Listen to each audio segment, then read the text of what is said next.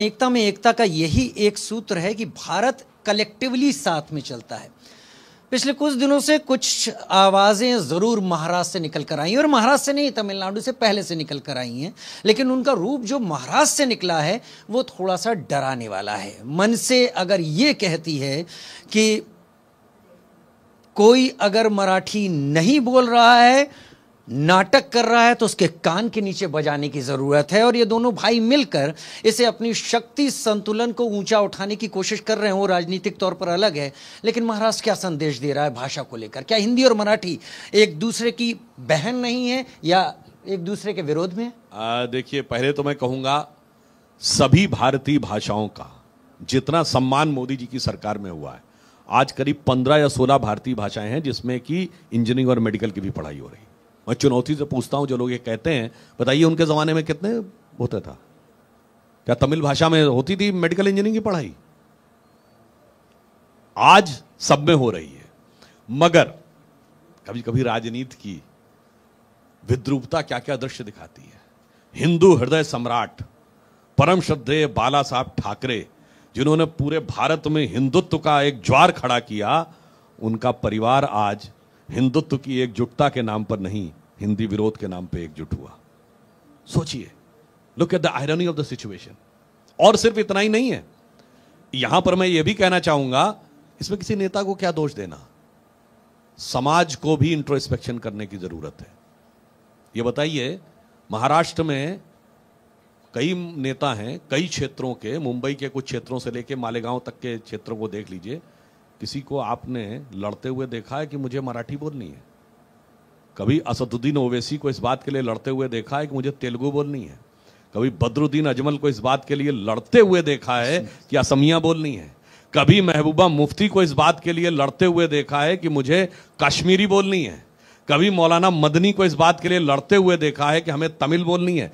भाषा की सुंदर विविधता को विभाजकता बनाने का जो एक प्रयास है, उससे हर भारतीय को सावधान रहने की जरूरत है। इसलिए मैं कह रहा हूं, हर समाज से कुछ सीखने की जरूरत है, और जो नहीं सीखता वो अपनी अस्मिता समाप्त कर देता है। और ये बात मैं पूरी विनम्रता से और दृढ़ता से कह रहा हूं। आज जितने भारतीय भाषाएं हैं, हर प्रांत के लोगों से मैं कहता हूं, पता करिए साहब, 50 60 70 साल पहले कितने बच्चे आपकी भाषा के माध्यम पढ़ते थे, कितने अंग्रेजी में? आधे से कम रह गए आज उस मूल भाषा में पढ़ने वाले, सब अंग्रेजी चली गई। दूसरी तरफ मुस्लिम समाज से सीखना चाहिए, उर्दू सीखने वाले बढ़ गए।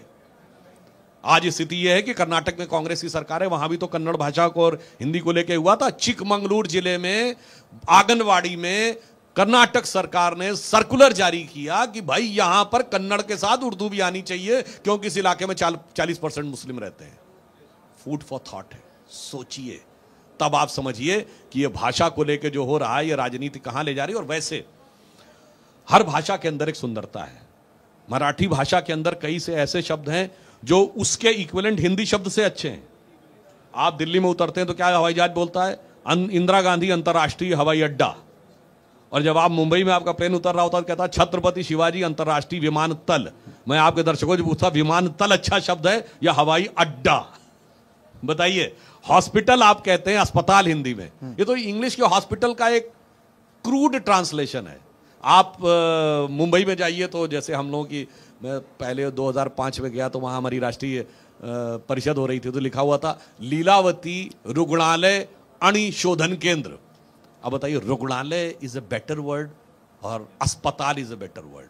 मगर होता क्या है, उस विविधता को हमें एक साथ आत्मसात करना चाहिए। और मराठी हिंदी की तो खैर लिपि भी एक है, और ये किस प्रकार से भाषाएं जुड़ी रहती हैं, आप इसको ऐसे ही समझिए।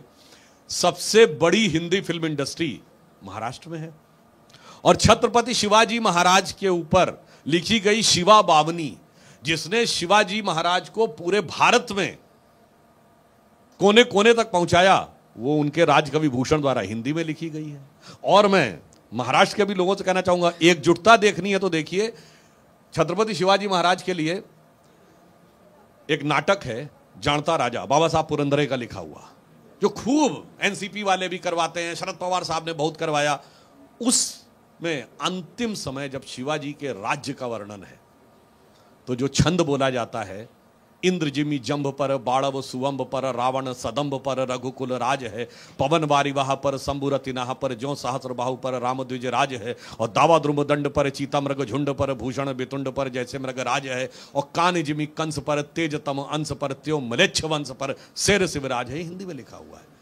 अब हमें सिर्फ ये देखना है, हमें भाषा में जोड़ने का तत्व देखना है या तोड़ने का तत्व देखना है। और ये तोड़ने वाले वो है ना साहब, भाषा पे नहीं तोड़ना है। याद करिए कर्नाटक के एक मंत्री ने क्या कहा था कि नॉर्थ इंडिया वाले कम टैक्स देते हैं, साउथ वाले ज्यादा टैक्स देते हैं। पत्रकार ने उससे कहा तो क्या अलग होना चाहिए? हाँ, हमें अलग होने पे सोचना चाहिए।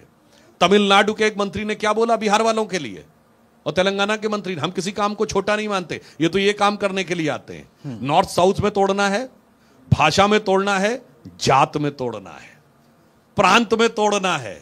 और इतना ही नहीं, तोड़ना इतना ही नहीं है, किसी समाज से सीखना हो तो और भी सीखिए। ये भाई भाई को लेकर प्रॉपर्टी की लड़ाई हमारे यहां भी होती है, मुस्लिम समाज में नहीं होती है क्या? कितने देखे कोर्ट में केस? भाई भाई में तोड़ना है, पति पत्नी में तोड़ो, लड़ो भाई, बाप बेटे लड़ो, माँ बेटी लड़ो, सब लोग आपस में लड़ते रहो। तो ऐसे ही थोड़ी भारत तेरे टुकड़े होंगे, ख्वाब इतनी आसानी से पूरा होगा। मुझे संक्षेप में यह समझा दीजिए, इससे पहले कि मैं अपने किसी मेहमान के पास जाऊं, उद्धव राज को यह करने की आवश्यकता क्यों आ पड़ी? वो आपसे अलग हुए, लेकिन ये राजनीति है जो उनको करने पर मजबूर कर रही है।